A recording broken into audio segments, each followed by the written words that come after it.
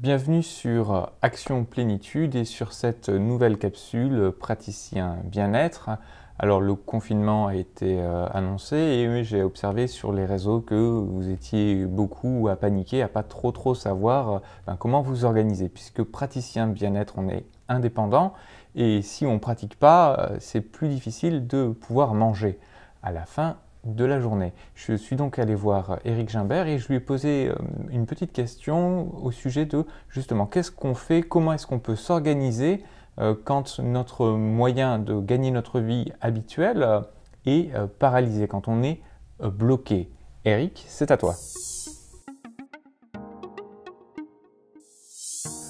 Florian, merci d'être venu à ma rencontre pour être l'interprète de celles et ceux qui se posent des questions lorsqu'on se trouve dans cette situation d'être dans l'obligation d'arrêter temporairement son activité, quelles qu'en soient les raisons, Covid ou pas Covid. Donc ce que je te propose, Florian, c'est de donner 5 conseils pour faire face à cette situation difficile.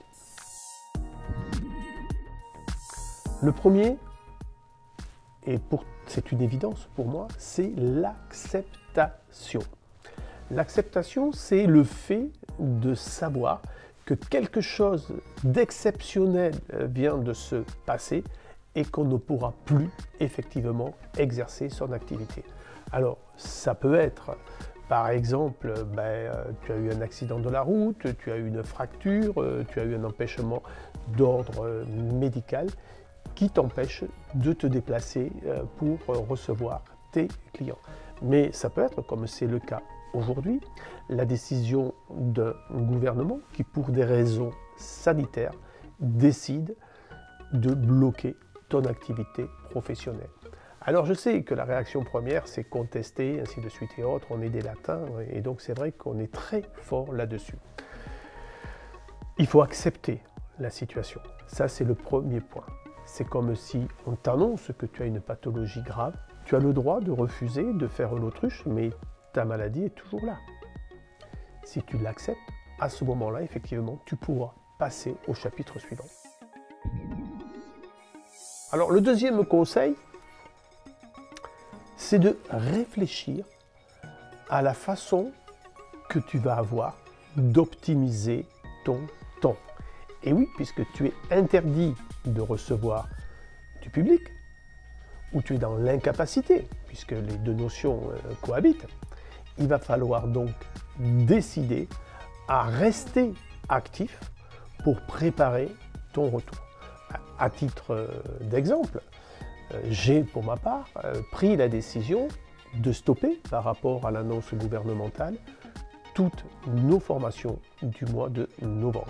Mais fort du temps nouveau que j'ai, eh bien, j'ai pris la décision avec mes équipes d'enregistrer des vidéos pour vous accompagner, pour accompagner tous les praticiens sur les attitudes, les bons gestes, les bonnes attitudes à avoir pour se préparer à la reprise de l'activité.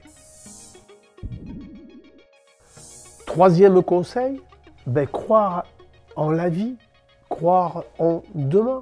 Parce que si effectivement tu penses que les carottes sont finies, que les carottes sont cuites, comme le dit l'expression populaire, ce n'est pas la peine de gamberger. Tu arrêtes, boum, et tu fais autre chose. Donc si tu crois en l'avenir, eh bien effectivement tu vas donner un nouveau sens à ce temps que tu as devant toi disponible et tu ne sais pas trop comment le faire. Donc crois en l'avenir, crois en la vie, parce que sinon, tout ce que tu entreprends n'a aucun sens.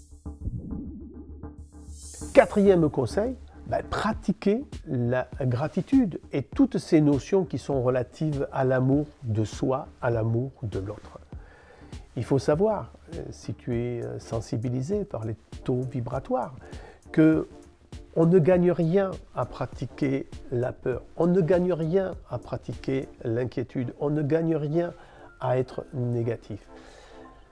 Les taux vibratoires augmentent avec la pratique de la gratitude, avec la pratique de l'amour. Alors mets-toi dans une position de positivisme, crois en l'avenir.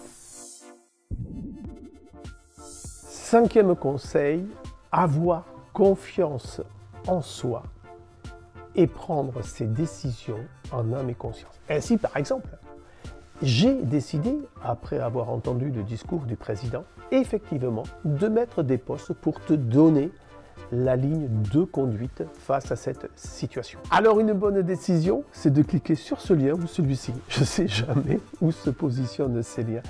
Pourquoi cliquer sur ce lien?